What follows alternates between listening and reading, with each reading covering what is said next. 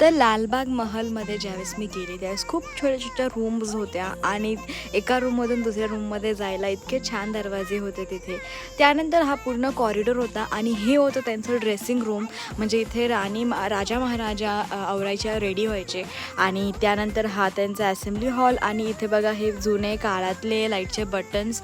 हा त्यांचा एक असेंब्ली हॉल होता जिथे चेअर्स ठेवलेले होते खूप जास्त आणि ही एक सेंटर चेअर होती. इथे माईट बी जे हेड असेल ते तिथं बसत असेल. आणि हे बघा इथे पूर्ण भिंतींवरती इतके छान छान प्रकारचं म्हणजे काय म्हणतात आपण वर्क केलेलं होतं सिमेंटचं किंवा POPचं. आणि आणखीन खूप असे हॉल होते तिथे, लायब्ररीज होत्या. आणि तुम्हाला माझा व्लॉग आवडला असेल ते लाईक शेअर सबस्क्राईब करा.